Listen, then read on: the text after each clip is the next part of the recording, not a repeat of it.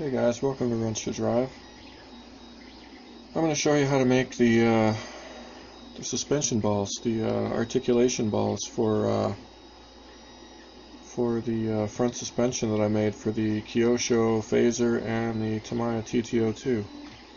So what you want to do, guys, is you need an M2.5 screw for each ball that you're going to make, and you need your ball halves, and you need some gel super glue. Once you got those things, you're good to go. So you just run a screw into one of the halves, and then run another half onto it, like so. And all we're doing here, guys, is cutting the thread,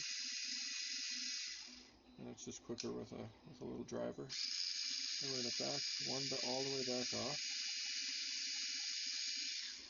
We're going to back the other one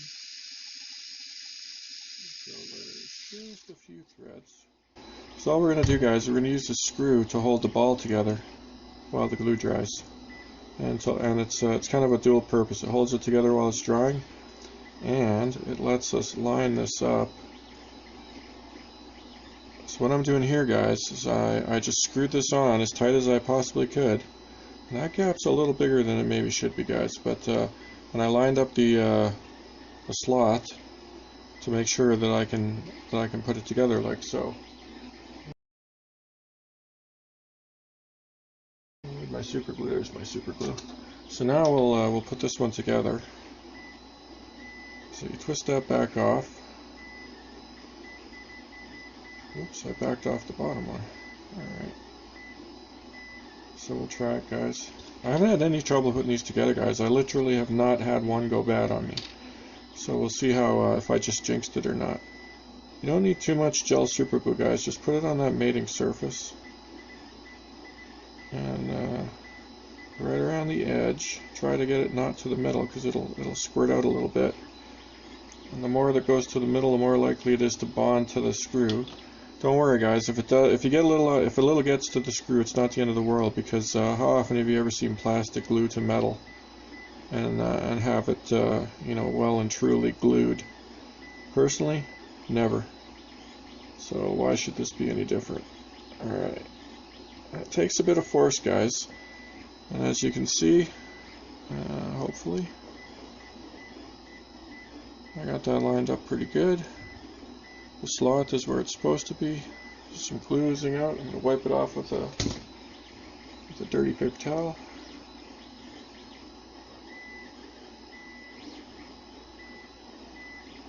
And there you go. One suspension ball. Then we're going to let this dry. Oops, we're going to let this dry.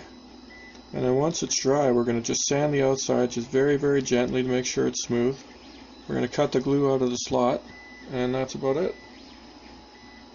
And I'm going to do another one just so you don't have to rewind it if you didn't fully see that, guys. It doesn't take very long. So we're going to thread one onto the screw.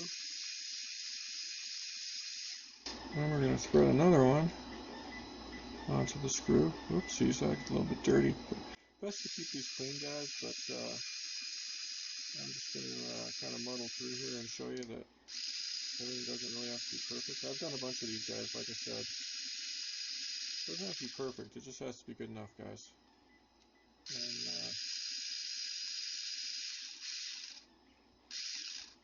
what does matter, guys, make sure your mating surface is nice and flat. You might have to file it a bit, depending on how well your printer works and whatnot.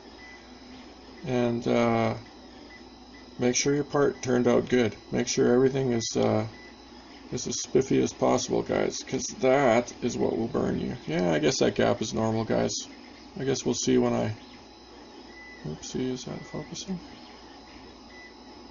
Yeah, I need to have it a little farther away. Anyways, I think you can see. It's not bad, guys. And like that last one, I'm sure it'll work just fine. So let's glue it.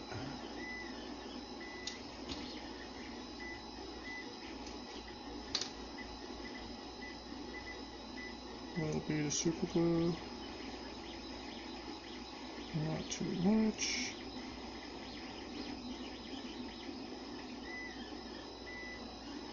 Like so. And like I said, guys, I've said it many times, this gel stuff is awesome because it stays where you put it. You don't have to worry about it getting all over the place or not getting where you want it. I'll try and get a good shot here, in case you're not too sure how much to use. I don't know how well it's showing up, probably not that well. Anyways, not too much, guys, just a little bit. Just a little goes a long way, right? Screw that half on there.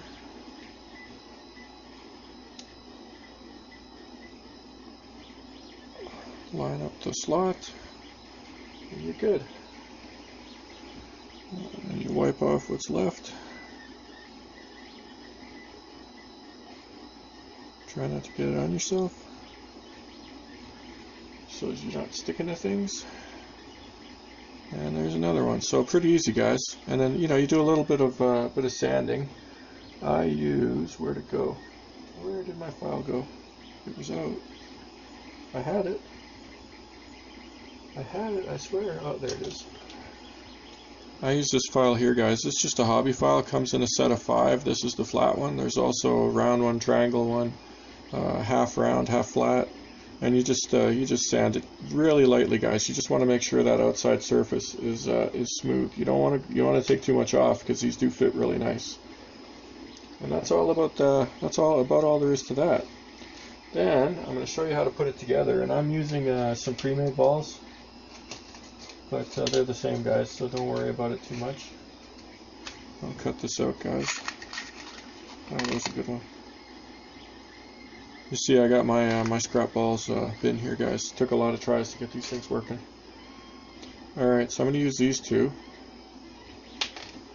And all right, guys. Then to put the balls into the knuckle, I'm going to show you how to do that. And these are just some scrap balls that I've got kicking around, guys. But while I let those other ones dry, and this is a knuckle that I made a boo-boo, guys. This initial design doesn't have enough room for the hub with the brake caliper on it. That's my bad. But the knuckle parts work just fine. So I'm going to use this to show you guys how to put this together. So this is the support, and it's a lot of times it's stuck on there a little bit, guys. And all you do is I just very gently use the very tip of the X-Acto knife, and I just knife it in around the edge here, real carefully, guys, and around the edge here, in here, and make sure that you're opening up those little gaps, and then grab onto this support with a pair of pliers, and yeah, break that bad boy off. And you know, I haven't had too much trouble, guys. It takes a little bit of patience, a little bit of finessing, but they've all come off just fine. So if anybody has real troubles, let me know. But you know, there's probably room for a little improvement there, guys. But having that support too loose, it doesn't really do what it's supposed to do. It doesn't do the supporting as well as it should. So I prefer to leave it just at that hairy edge of terrible.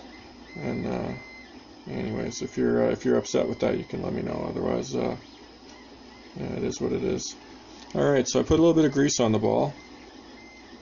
Put it into one of the orifices here, and then I use the crescent wrench technique, the adjustable wrench technique, guys. So all you do is line it up like so, and it just so happens to fit this relatively mid-sized crescent wrench. It's not huge, but it's not tiny. I think it's got about an inch jaws, a little bit over an inch, something like that. I don't know for sure. Maybe I should measure for you, but. And I just grab it with the crescent wrench like that, and I tighten it up as much as I can, and then I hold this real tight, and I just squeeze that crescent wrench, work it from side to side slightly, and it's pushing the ball in just a little bit, guys, and just let me tighten it up a little bit more, and then you just squeeze. Oh, there it went. It's almost in now, guys. And you squeeze, and there it is. It's in. And so that lets you push it in a controlled fashion. If you're trying to push down on it and get it to go in, guys, it'll go straight through. I tried that just by hand because I thought, oh, I should be able to do it. Really hard, guys. It's hard to let off quickly enough to make that happen. If you have a drill press or a vise, you'll be able to get these in there real easy, guys. See, that's all there is to it. And I'm only going to do the one side, guys, because this support is broken on this side, so it's not going to work as well. But yeah, that's all there is to it, guys. It's not real hard to get them in there. I have gotten them in with pliers, like just squeezing them in with needle nose pliers. This plastic is a little bit soft, guys, so you can damage them doing that.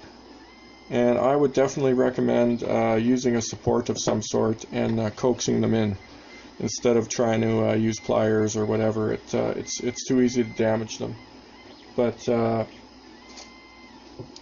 yeah, I mean that method works pretty well. All you need is a crescent wrench. So I don't know. You tell me if it's too tough. If you need another way to do it, let me know. I find that way works pretty well. So for now, that's it. I hope you enjoy the suspension setup. I find it works really well, and it definitely saves you spending some money if you need some replacement parts. And for that Tamiya, I might actually do a setup more similar to the TT-02 stock one, using the balls in the arms layout. But like I said, my concern is that it's too easy to break the holes where the screws go in, like where you have to run a screw in from the top and bottom, because it's right into the knuckle, guys. Tricky to get that joint to be strong enough. Whereas this is a lot easier, I think. That's my thinking, anyways. Without testing, I don't know for sure. So I'm thinking maybe I should test after all. But if you got any thoughts, let me know in the comments. Otherwise, yeah, that's it. Wrench to drive or drive to wrench. See you next time.